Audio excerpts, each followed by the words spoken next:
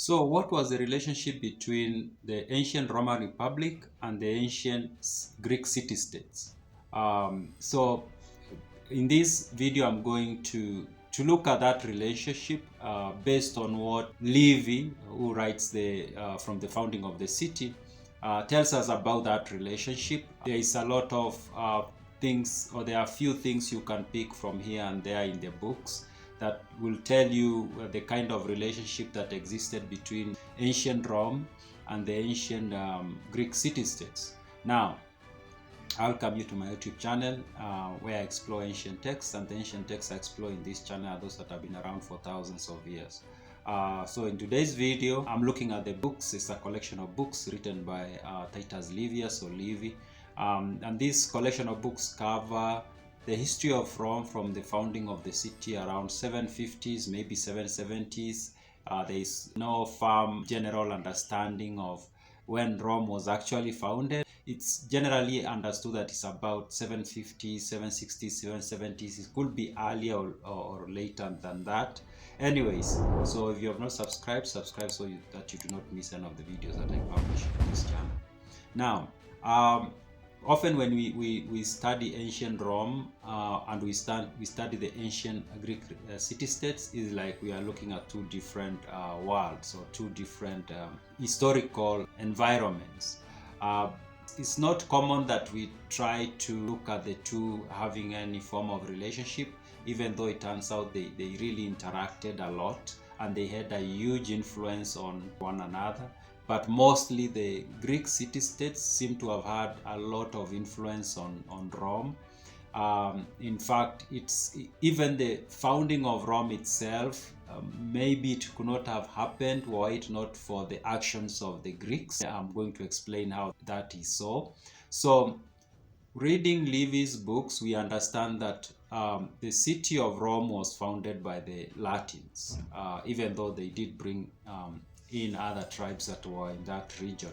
But the Latins were a tribe of people that was a combination of two peoples, a local tribe in the Italian peninsula and people who came from Troy. They are called the Trojans. Now, the Trojans were not Greeks, not understood that they were Greeks, but what is not in doubt is that the Trojans left their home because of wars that they were ongoing between them and Greeks. So the Greeks went to Troy and there was this war going on and the city of Troy ended up being burned down. And some Trojans left and came to the Italian peninsula and they found a local tribe there and they formed an alliance. And then the tribe of the Latins came into existence. And it is this tribe that later on produced Romulus and Remus and the initial band of shepherds who went on to found the city of Rome. So we can say that Rome was founded because of, to some extent, because of the activities of the Greeks. But it doesn't stop there. Now, when Romulus and Remus, his brother, went to the site where they built this city, and of course we understand that there was a disagreement between the two, and Remus ends up being killed. Romulus ends up founding this city, and Livy tells us that among the first actions that he takes, or the first things that he does, is kind of like doing some religious prayers, we can call them, or doing some sacrifice to some gods, so that the foundation of the city is, of course, based on the will of the gods. If we could say it like that. Now, Livy tells us that he did the sacrifices according to the culture of the Latins from Alba Longa, where they came from, but he also did some things according to the practices that had been brought down from Hercules. Now, Hercules was considered to be a god both among the Romans and by the Greeks. And Livy tells us that on this piece of land where Rome was founded, there was somebody who had ruled that region, a guy who went by the name Evander. Now, Evander seems like he was a Greek, and when Hercules came to that land, apparently Hercules, the god, did come to that land. That was way back before Romulus comes to the scene. Apparently he came to that land and he finds Evander, and they kind of like form an alliance. So because of what happened between Evander and and Hercules. Romulus decided to do some religious rituals that were kind of like honoring Hercules. So, and at that point, it seems like Hercules was a god that was more for the Greeks, and by Romulus doing that, he was kind of like honoring the Greeks, basically. So from the founding of Rome, there were these influences from the Greeks, and that included their religious practices, their beliefs, the gods they worshipped. They did borrow a lot from the Greeks. Now, after Rome has leaves from the scene, the people who came to rule after him still continued to have an interaction with the Greeks in some ways. Now, one of those that is so clear, there was one of the kings who came after Romulus, who was indeed a Greek, he was a Corinthian.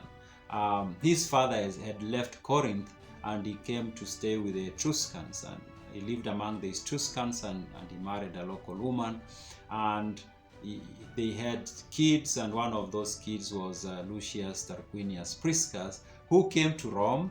And he arrives in Rome and he stays there. He builds a network and he ends up becoming a king. In fact, I think he was the 5th king of Rome. I might be wrong, but I think he was the 5th king. Now, so we had a king who had Greek roots. That's Lucius Tarquinius Priscus, and that's not the only king who had Greek roots who ruled over Rome. We also had his own son, Lucius Tarquinius Superbus, who also later on became a king in Rome. So besides these cultural influences from the Greek city-states, there was also this part of, there were people who came to rule Rome, or who ruled over Rome, at least 2 kings who had their origins in the Greek city-states, in particular Corinth. Now, it seems also that the people who ruled over Rome, maybe not only the kings and later on the consuls, and maybe it's likely that it was also something among the nobles and other members of society. They used to seek for spiritual guidance from the oracles in the Greek city-states or in Greece. In particular, there is one example that Livy gives us, and this happens when Lucius Tarquinius Superbus is the king, and Lucius Tarquinius Superbus is the last king. And one day there is a snake that comes into the palace, and the king is horrified, and he thinks it must mean something, the snake coming into the palace and then climbing one of the columns of the building. To him it seemed like this was a spiritual message and he needed to understand it. And Livy tells us that he sent his 2 sons and a nephew. The nephew was Lucius Junius Brutus, who ended up being the person who overthrew the king and became one of the first 2 consuls. Now, he sends these 3 young people to the Oracle of Delphi. Now, the Oracle of Delphi was one of the biggest, you can call it, religious center of the Greek society. And in fact, the Greeks thought of that location to be the center of the world. And so it was a very important religious location. And so the Roman king did send some people there, and it seems like likely this was not the only time. It might have happened many times, but this is one time that Livy records it for us and tells us that the king sent out some people to go and consult the oracle of Delphi. So there was also that aspect.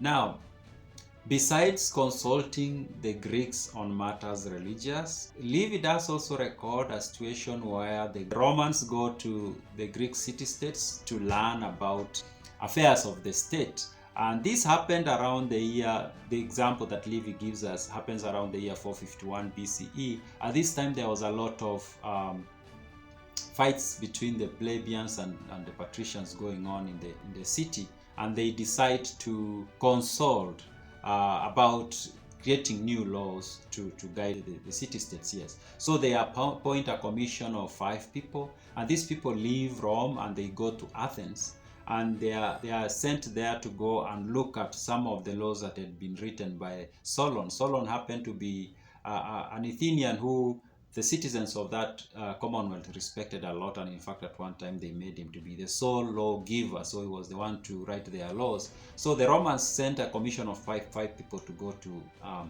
Athens to study those laws, and they go study those laws, and they come back, and when they come back, the offices of the consuls are suspended, and then the office of the decemvirs is created, and this decemvirs ruled for like 2 years.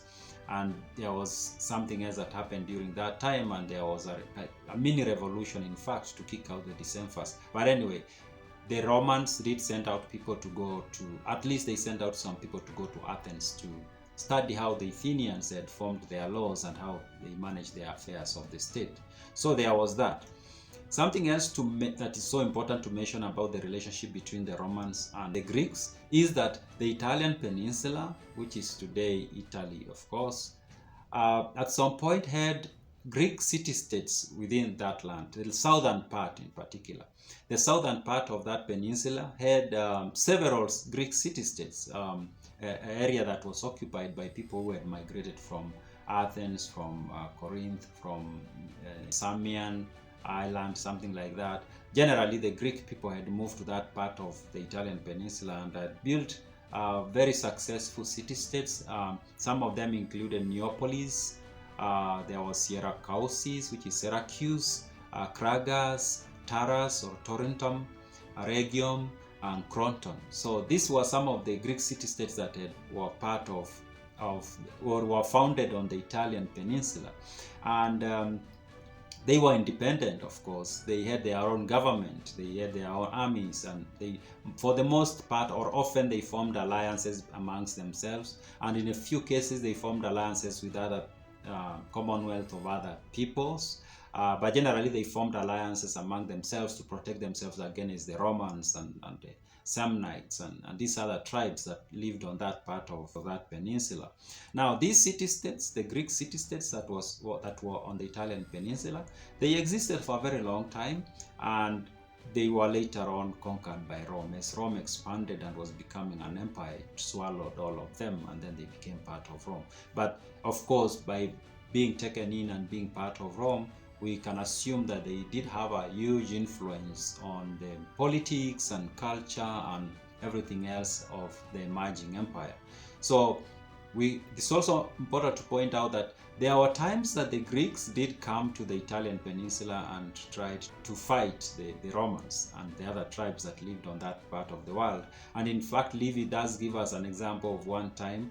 I think there was an army that came from, could be Corinth or Athens, but it came to that part of the world, and it was defeated, and they came on ships, and these ships were destroyed and wrecked, and then most of them were killed, and it became something that the Romans celebrated for a very long time. Now, there was also a time when Alexander of Epirus, who happened to be either the cousin or nephew of Alexander the Great, something like that, there was a relationship between them.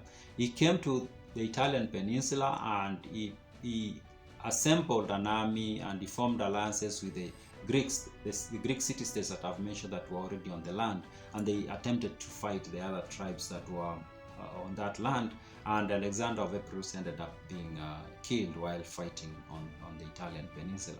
So in summary, I'll say that going by what Livy writes, it seems like the Romans, the ancient Romans that is, and the ancient Greeks did have a lot of interaction, and the Romans in particular did pick a lot of practices and religious practices in particular, and also how to run affairs of the state from the Greeks. And we can even say that it seems like the Romans consider the Greeks to be a superior civilization, something like that.